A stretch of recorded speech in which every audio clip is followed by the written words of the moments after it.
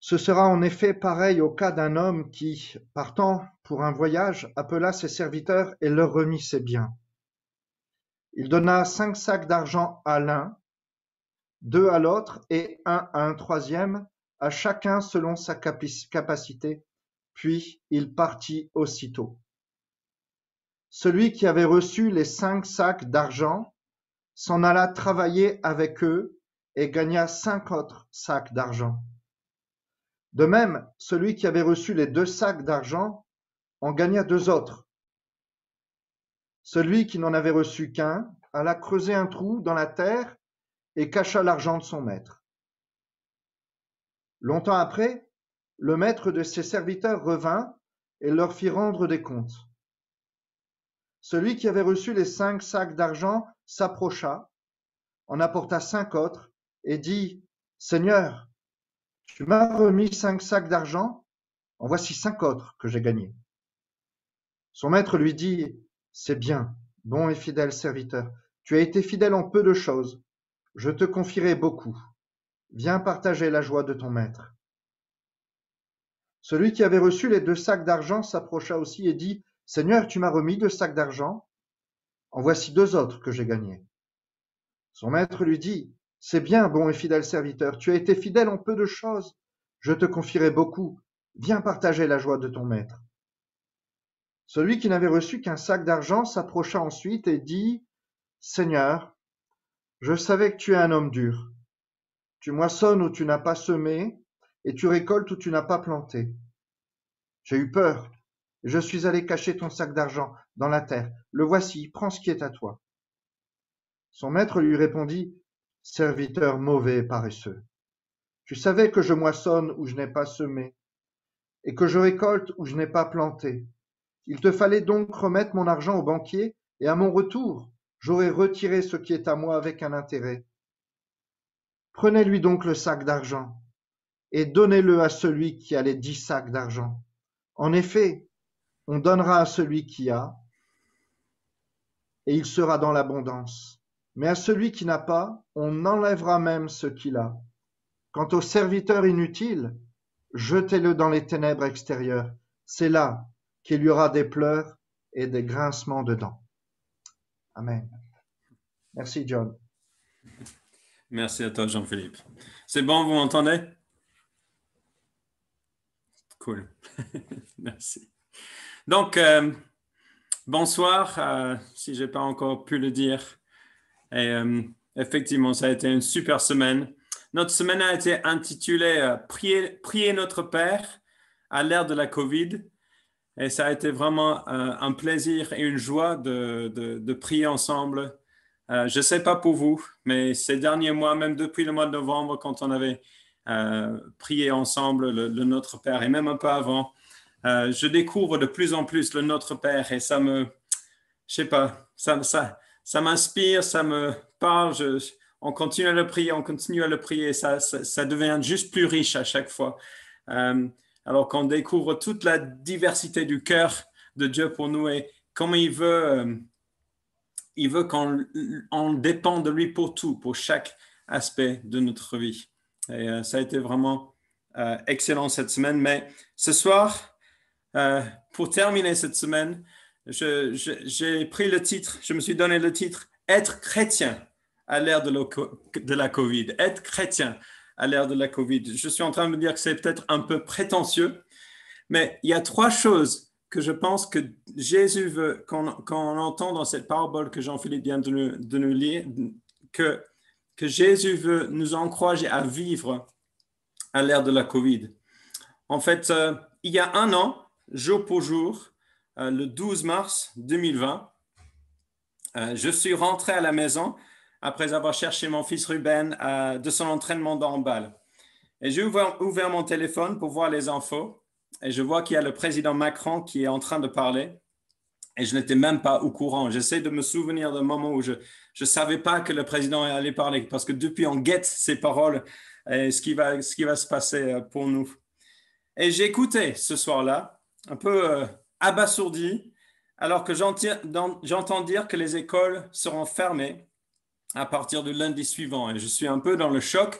Ruben, à côté de moi, était en train de faire une petite danse de joie, je crois, si je me souviens bien, parce que voilà, il y a un an, c'était cool qu'il n'y ait pas d'école. Ce n'est plus le cas, mais voilà, c'était intéressant pour lui à ce moment-là.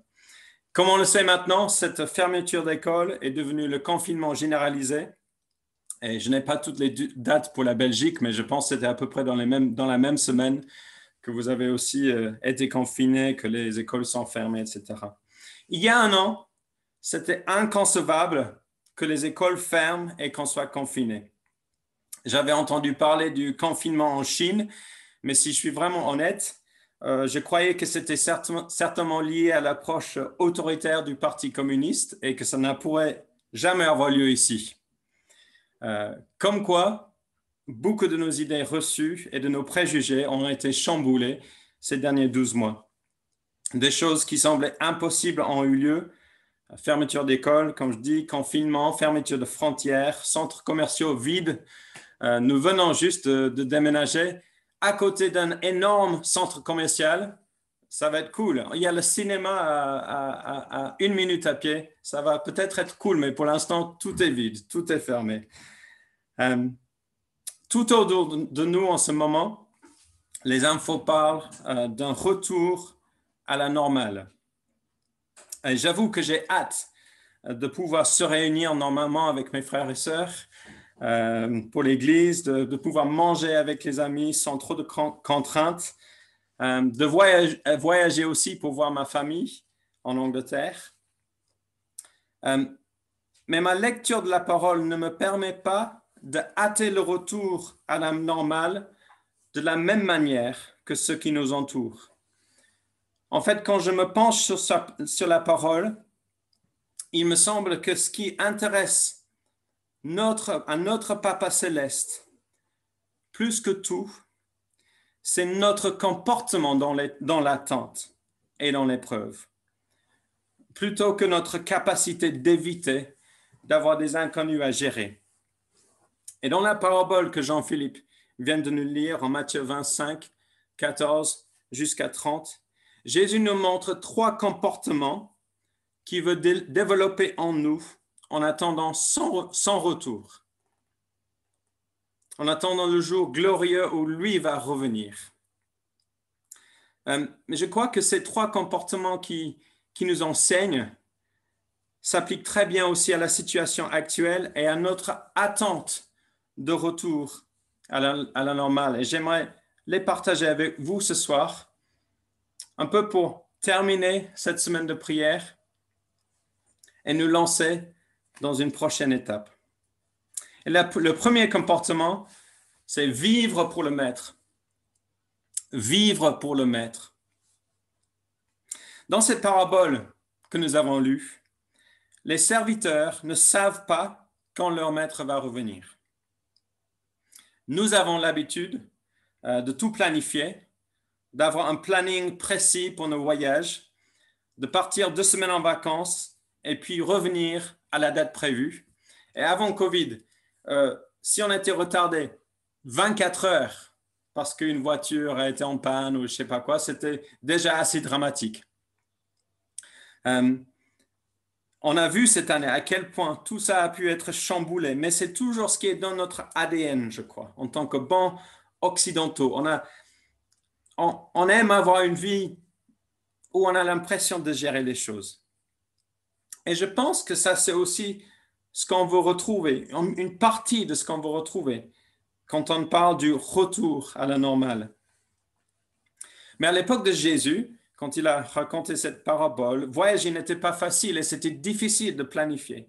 Les serviteurs dans la parabole ne savaient pas quand le maître allait revenir. Ils savaient juste qu'un jour, il allait revenir et qu'ils devaient travailler jusqu'à ce jour.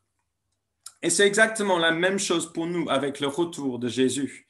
Nous savons qu'il va revenir, nous ne savons juste pas quand. Je me demandais en préparant ce message si l'une des raisons justement pour laquelle Dieu, notre Père, ne nous a pas révélé le moment, c'est que cela nous empêche de prendre le contrôle. Parce que ce que notre Papa céleste cherche, Ce n'est pas de nous donner le confort de savoir tout ce qui va se passer et comment, mais il désire nous voir vivre pour le Maître. Ça, c'est ce qu'il veut. Nous, on aime savoir ce qui se passe afin de pouvoir gérer. Dieu veut savoir si nous allons vivre pour le Maître, même quand nous ne savons pas ce qui va se passer. Comme je viens de le dire et comme certains le savent, nous venons de déménager à Créteil dans un appartement que le Seigneur nous a permis d'acheter avec Eric et Anna Munier qui sont là ce soir, nos amis et nos coéquipiers ici à Créteil. C'est une longue histoire, mais on va certainement louer cet appartement plus tard. On a décidé que ce serait bien maintenant d'investir pour remplacer la cuisine, parce que la cuisine datée était très vieille. Et on a prévu de le faire avant notre emménagement il y a 2 semaines et demie. Sauf que suite à des problèmes avec les fournisseurs, dont je tairai le nom ce soir, la date de livraison a été repoussée 3 fois. Donc, nous avons dû emménager dans un appartement sans cuisine, parce que par la fois, on a viré la cuisine qui était là. Donc, nous avons dû emménager dans un appartement sans cuisine et on vit un peu style camping dans le salon depuis 2 semaines et demie. Et la cuisine devait être livrée mercredi, juste il y a 10 jours, mais le fournisseur nous a encore une fois posé un lapin. Et on ne sait pas quand. Normalement, c'est vendredi prochain. On verra bien si ça arrive ou pas. Mercredi matin, c'était juste après notre temps de prière le matin. C'est là où on découvre qu'encore une fois, ça ne va pas être livré. Encore une fois, c'est retardé. Et je me prépare à les appeler, à les harceler, à demander mes droits, exiger mes droits, quand j'ai compris quelque chose. J'ai compris que l'enjeu là n'était pas que nous ayons une cuisine. Je suis sûr que Dieu est bon et qu'il pourvoit pour ses enfants. C'est quelque chose dont on va avoir besoin. Et il va pourvoir pour nous.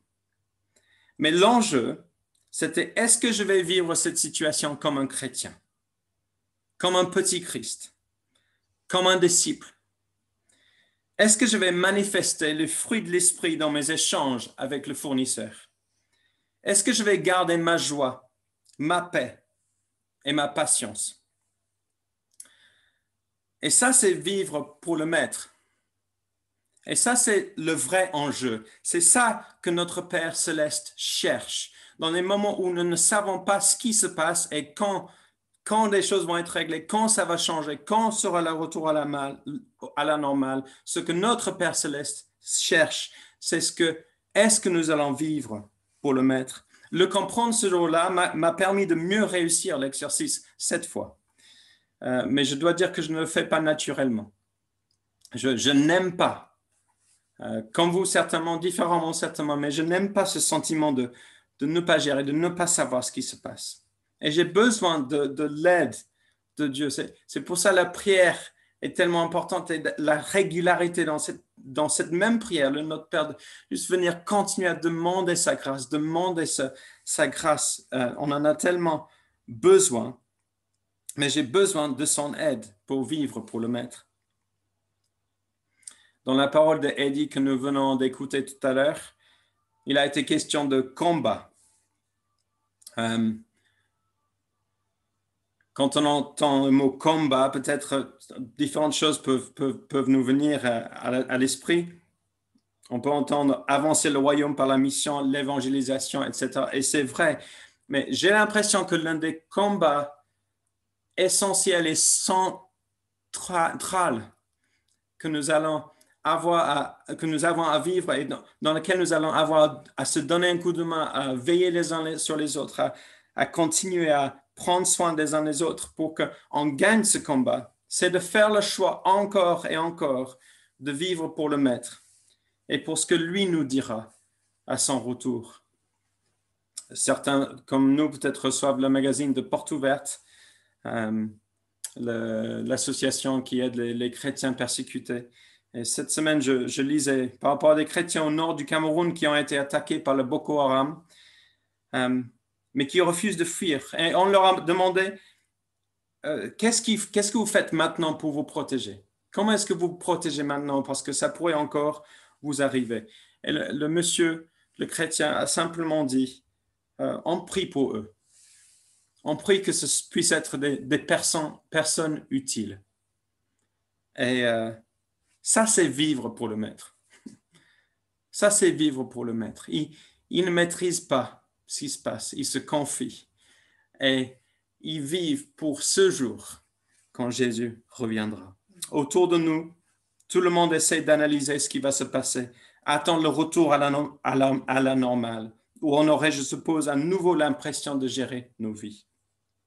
Mais je crois que Dieu veut nous enseigner à déposer devant lui cette impression que nous aimons avoir de gérer le programme et de continuer à le faire. Je sais que nous avons eu à le faire, mais c'est dans cette vie que nous sommes appelés à vivre. Nous ne gérons pas en réalité le programme et de réaliser que le vrai enjeu dans tout ce que nous sommes en train de vivre, c'est est-ce que nous allons vivre pour le maître? Est-ce que nous allons faire ce qui est bon et ce qui est juste, même quand on ne gère plus le programme? Donc 3 comportements en attendant le maître. Premier, c'est vivre pour le maître. Deuxième, c'est investir ce que le maître nous donne. Investir sur ce que le maître nous donne. Toujours est-il que vivre pour le maître n'est pas flou, ce n'est pas abstrait. Cette parabole se situe dans une suite de paraboles où Jésus alerte ses disciples sur le besoin d'être prêts pour son retour.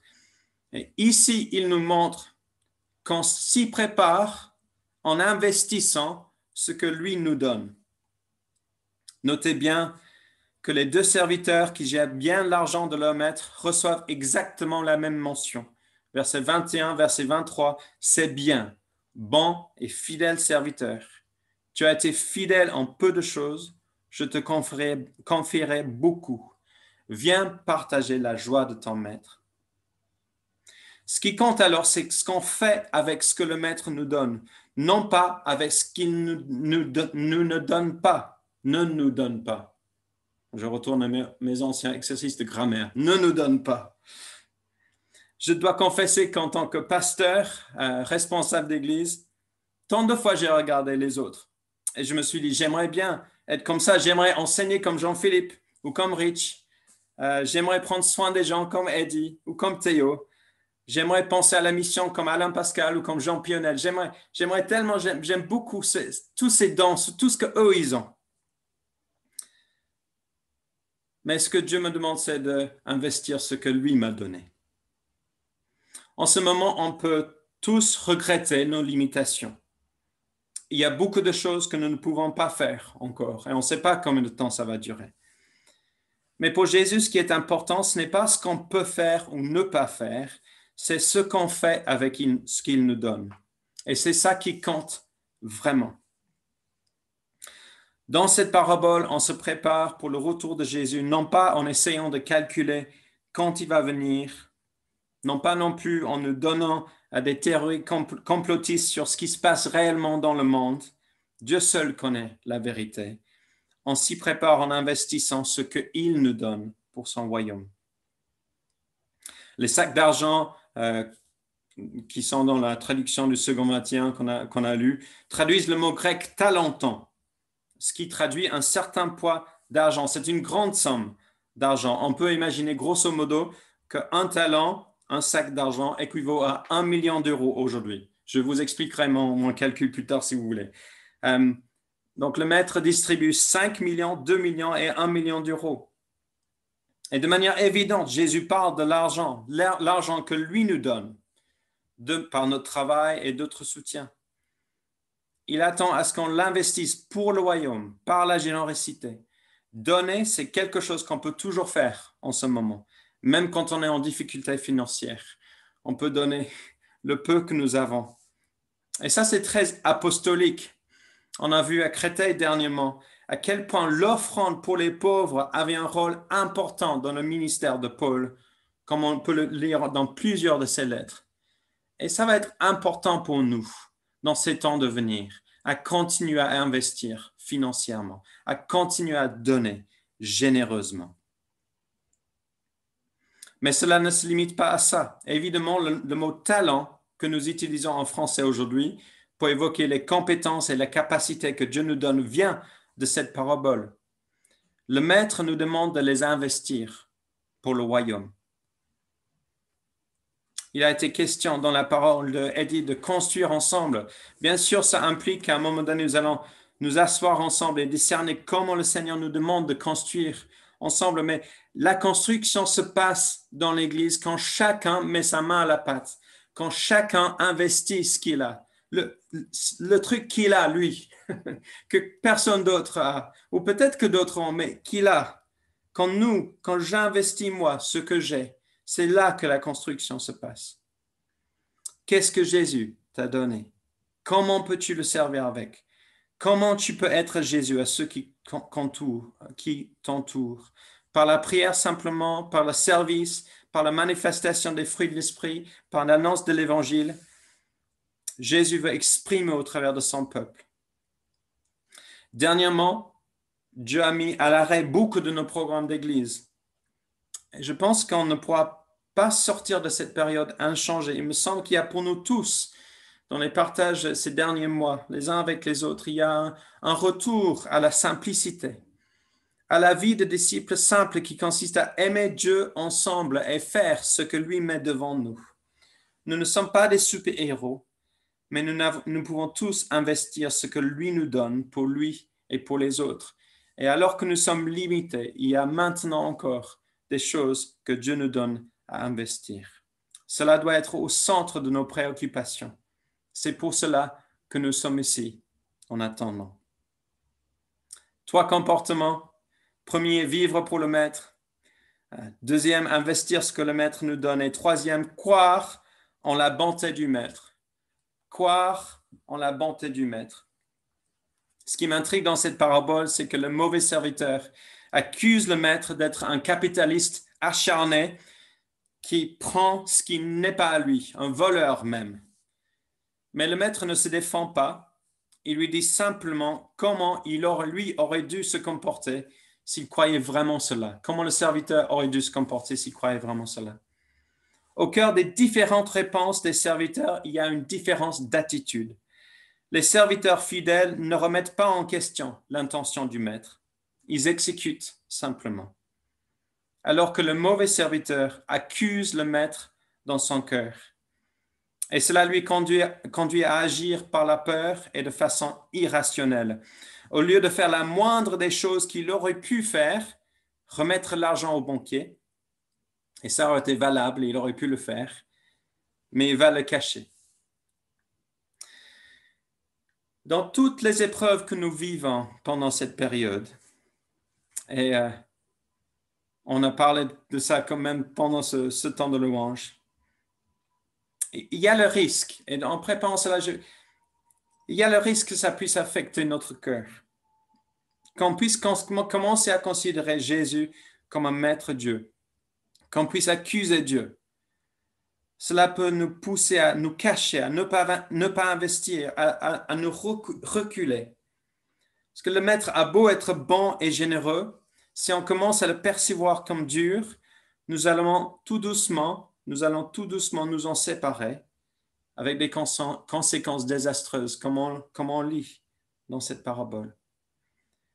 Il est donc primordial de garder nos cœurs, non pas en essayant de se convaincre qu'en réalité Dieu est bon, en essayant de se le redire. Ça ne traite pas le problème, ça le cache simplement si on trouve de l'accusation dans notre cœur. Non pas en imaginant qu'on pourrait régler une bonne fois pour toutes le problème de comment un bon Dieu et la souffrance dans le monde peut coexister.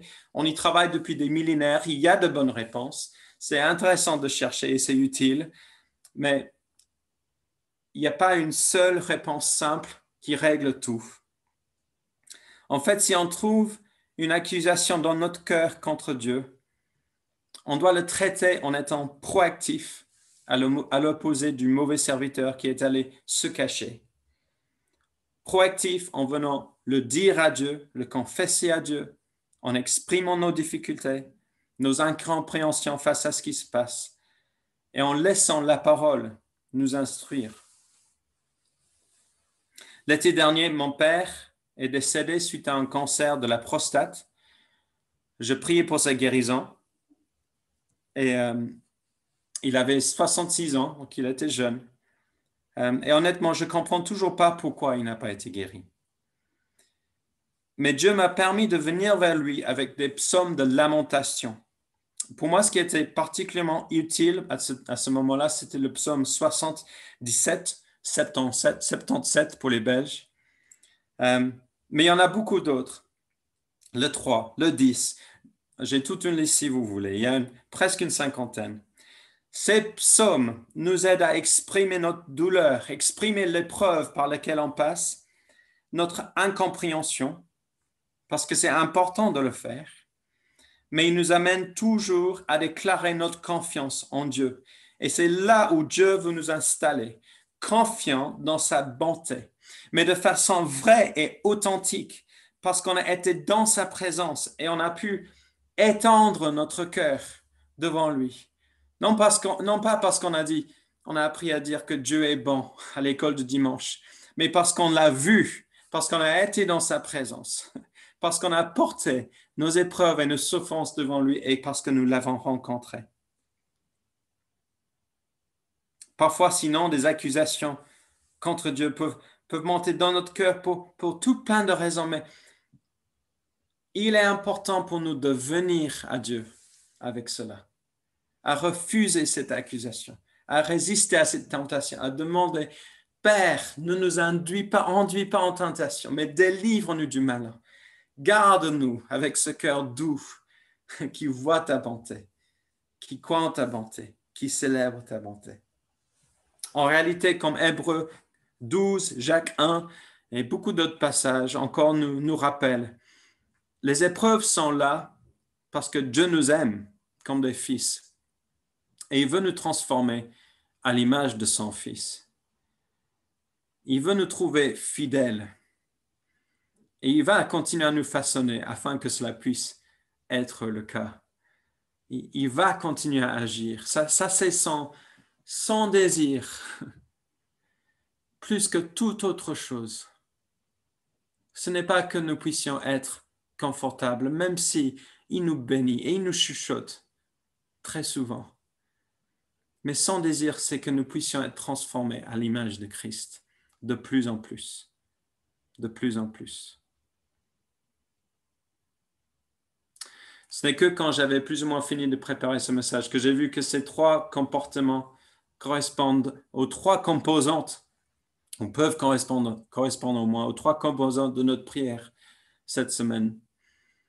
Vivre pour le Maître, notre Père, que ton nom soit sanctifié, que ton règne vienne, que ta volonté soit faite. Notre vie est pour lui et pour lui seul. C'est pour lui que nous vivons et c'est pour ça que nous venons quotidiennement, plusieurs fois même par jour, dire notre Père aux cieux, que ton nom soit sanctifié. Fais ce que tu dois faire afin que tu sois sanctifié et honoré en moi. Investir ce qu'il nous donne. Donne-nous notre pain quotidien afin de pouvoir te servir au quotidien, afin de pouvoir vivre pour toi. Cette semaine, nous avons prié pour les églises. Nous avons prié pour les églises parce que les églises sont au centre, pas seulement les églises destinées, toutes ces églises à Jésus sont au centre de son plan pour le monde. Pour cette région, c'est ces églises, les églises de Jésus qui sont au centre de son plan. Croire en sa bonté. Pardonne-nous nos offenses alors que nous pardonnons à ceux qui nous ont offensés. Et ne nous induis pas en tentation, mais délivre-nous du malin. Si vous avez prié avec moi cette semaine, vous m'avez certainement entendu en train de demander au Seigneur de faire de nous des communautés authentiques où on confesse nos péchés, où on prie pour la protection de l'ennemi, afin de vivre comme des chrétiens, comme des petits Christ. Nous devons lui demander de déraciner toute accusation contre Dieu de notre cœur, tout ce qui résiste à la bonté de Dieu, afin qu'on puisse lui être entièrement fidèle. Dieu seul sait de quoi l'avenir est fait, Dieu seul sait combien de temps cette crise sanitaire va encore durer. Et ce qui va se passer par la suite. Et quand sera le retour à la normale. Et Dieu seul sait ce que ça veut dire, la normale.